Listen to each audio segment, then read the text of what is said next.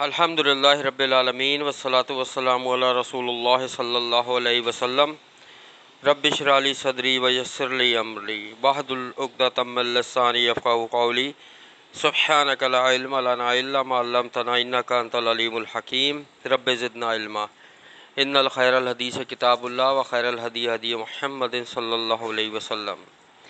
سورہ نور ہماری چل رہی ہے، ٹھیک ہے۔ ہم نے اس میں پڑھا تھا واقعہ عفق کے بارے میں، پھر اللہ تعالیٰ نے ایک گواہی دی، صاف صاف آیتیں اتاری کہ تم لوگوں نے جب سنا تو کیوں یقین کیا، ان سے گواہوں کو کیوں نہیں طلب کیے، ٹھیک ہے۔ اللہ تعالیٰ نے سختی کے ساتھ یہ آیتیں اتاری، اور سب کو اس میں جو ہے نا اللہ تعالیٰ نے وہ کیا کہ سختی سے کام لینا چاہیے تھا اس معاملے میں۔ ایک پاک دامن عورت پر تہمت لگا رہے ہیں، وہ بھی نبی کی بیوی پر، ٹھیک ہے۔ اور پھر اللہ نے کہا کہ آئندہ ایسی بات بالکل بھی نہیں ہونی چاہیے، اور ایمانداروں کو، ایمان والوں کو یہ بات زیب نہیں دیتی، ٹھیک ہے۔ اللہ تعالیٰ اپنی آیتیں اسی طریقے سے بیان کرتا ہے، ٹھیک ہے۔ اور پھر ہم نے پڑھا تھا جو لوگ بے حیائی پھیلاتے ہیں ان کے لیے دردناک عذاب ہے، یہ بھی ہم تفصیل پڑھ چکے ہیں۔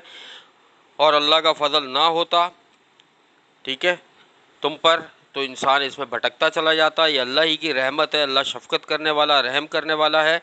اور پھر اللہ نے فرمایا شیطان کے قدموں کی پیروی نہیں کرو، شیطان جو ہے وہ بے حیائی، برے کاموں کا حکم دیتا ہے، اور اللہ کا فضل تم پر نہیں ہوتا تو اللہ تعالیٰ تم میں سے کسی کو بھی پاک نہیں کرتا، اور جسے چاہتا ہے اللہ تعالیٰ پاک کر دیتا ہے، اور خوب سننے والا اور جاننے والا ہے۔ یہ ہم نے پڑھی تھی تفصیلاً۔ آگے چلتے ہیں۔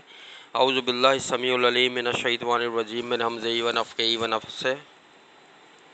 ولا يأتل أولو الفضل منكم والسعة أن يؤتوا أولي القربى والمساكين والمهاجرين في سبيل الله وليعفوا وليصفحوا ألا تحبون أن يغفر الله لكم والله غفور رحیم۔ اب اللہ فرما رہے ہیں اور نہ قسم کھائیں فضل والے تم میں سے اور وسعت والے اس بات پر کہ نہیں وہ دیں گے اپنا مال قرابت داروں کو اور مسکینوں کو اور ہجرت کرنے والوں کو اللہ کی راہ میں۔ یہ کس سے خطاب ہے اللہ تعالیٰ کا؟ اب دیکھو اللہ تعالیٰ یہاں کیا فرما رہے ہیں، نہ قسم کھائیں فضل والے جن کے پر اللہ نے خاص فضل کیا ہے، وسعت والے جن کا ہاتھ وسعت والا ہے، یعنی کہ جن کے پاس فراخی ہے رزق کی، اس بات پر کہ وہ اپنا مال نہیں دیں گے رشتہ داروں کو یا مسکینوں کو، اور ہجرت کرنے والوں کو اللہ کی راہ میں۔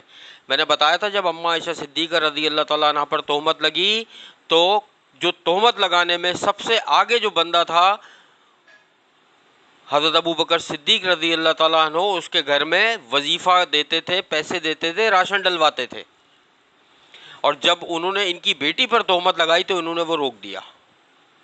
اللہ تعالیٰ کی شان دیکھو، اللہ تعالیٰ کا غفور الرحیم ہونا دیکھو، اللہ تعالیٰ کا معاف کرنا دیکھو، کہ اللہ فرما رہے ہیں کہ کیوں آپ ایسا کر رہے ہیں۔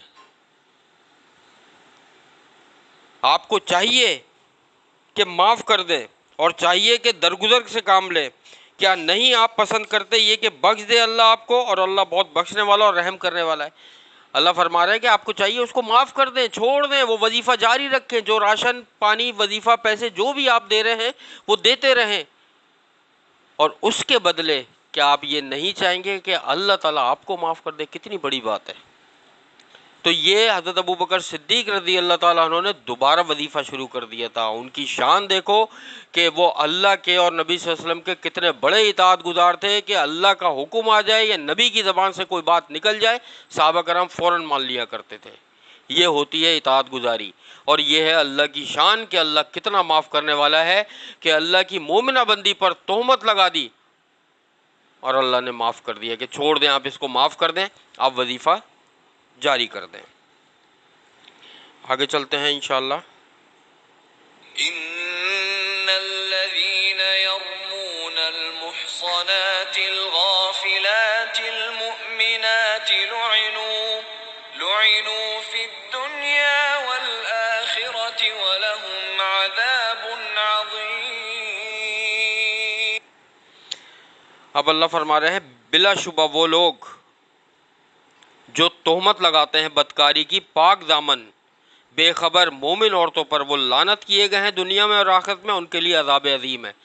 اللہ نے خود فیصلہ سنا دیا کہ آپ ان کو چھوڑ دیں، آپ وظیفہ جاری رکھیں، لیکن جو توبہ نہیں کرے گا اللہ سے اور کسی پاک دامنہ عورت پر، مومنہ پر، یا کوئی عورتیں پاک دامن مومن مرد پر تہمت لگائیں گی تو اللہ کافی ہو جائے گا اور اللہ لعنت کرے گا ان پہ۔ یعنی لعنت کا کیا مطلب ہوتا ہے؟ اللہ کی رحمت سے دوری، دنیا میں بھی اور آخرت میں بھی، اور ان کے لیے دردناک عذاب ہے، یہ عذاب عظیم ہے۔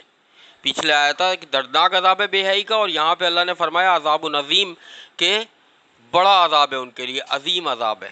کتنا بڑا گناہ ہے، صرف زبان سے دو لفظ نکالے اور اللہ تعالیٰ کی پکڑ آ گئی، کسی پر الزام یا تہمت لگانا۔ اسی لیے غیبت اور بہتان شدید ترین گناہوں میں سے ہیں۔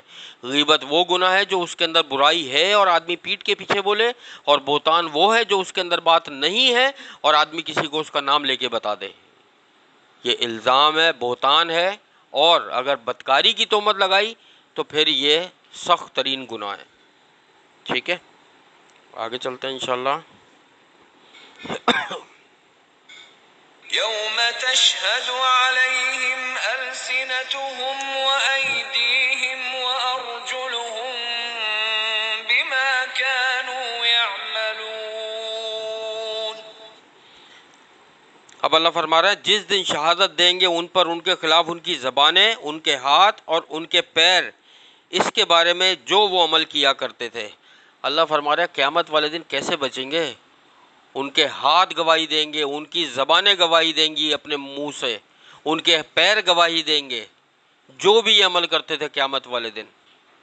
اور حقیقت ہے کہ انسان جو ہے اس کے ہاتھ پیر سب کچھ بولے گا کہ تم نے یہ کام کیا، تم نے یہ کام کیا، وہ خود اقرار کرے گا اور اٹھا کے اس کو جہنم میں پھینک دیا جائے گا۔ ہاں، مگر وہ لوگ جو سچے دل سے دنیا میں توبہ کر لیں، ہر گناہ کی معافی ہے، یہ ذہن میں رکھو۔ اللہ تعالیٰ کی رحمت، پوری کائنات میں نے بتایا تھا گناہ میں ڈوب جائے اور گناہ کرتی رہے، لیکن ایک دفعہ اللہ کے سامنے گر کے سچے دل سے کوئی توبہ کر لے، اللہ سب کو معاف کر دے گا اور اللہ کے رحمت میں ایک ذرہ برابر بھی کمی نہیں آئے گی۔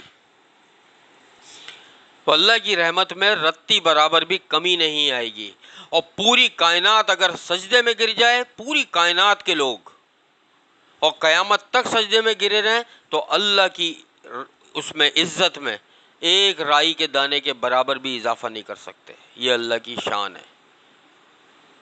ٹھیک ہے، آگے چلتے ہیں انشاءاللہ۔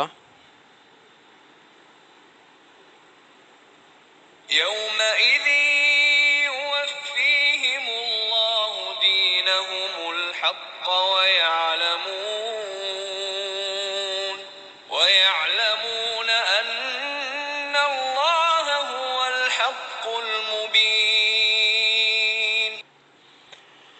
اس دن پورا دے گا انہیں اللہ ان کا بدلہ، پورا پورا ہی جو لائق ہے، اور وہ جان لیں گے بے شک اللہ ہی حق ہے اور حق کو بیان کرنے والا ہے۔ اس دن اللہ تعالیٰ پورا بدلہ دے دے گا جو بھی کچھ انسان عمل کرتا ہے، اور وہ لوگ جان لیں گے کہ یہی حق ہے، اور اللہ ہمیشہ حق ہی بیان کرتا ہے۔ دیکھو بیٹا، اللہ ظالم نہیں ہے۔ اللہ کو اس کائنات کے بنانے سے پہلے ہی پتہ تھا کہ کون کون انسان کیا کیا کرے گا دنیا میں، اور کس کس حال میں دنیا سے جائے گا اور کس حالت میں ہوگا، اور قیامت والے دن وہ کس حال میں ملے گا، اور وہ جنت میں جائے گا یا جہنم میں جائے گا، یہ سب کچھ اللہ تعالیٰ نے پہلے ہی لکھ دیا ہے۔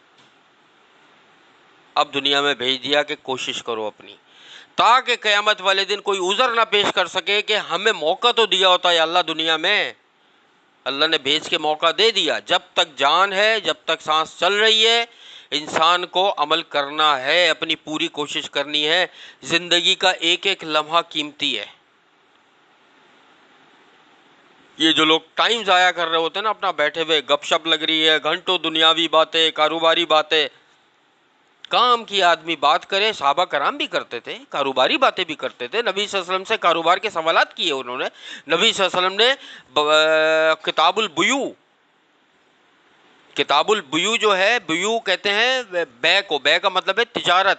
کتاب البیو احادیث میں پورے پورے باب بنے ہوئے کتاب البیو کے. نبی صلی اللہ علیہ وسلم نے احادیثیں پڑھائیں پوری پوری.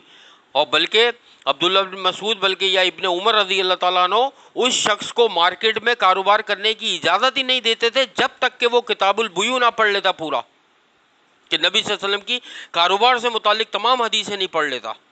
تو صحابہ کرام نے کاروبار کیے ہیں، شادیاں کری ہیں، اٹینڈ کری ہیں شادیاں، دعوتیں کری ہیں، یہ سب کچھ احادیث میں موجود ہے.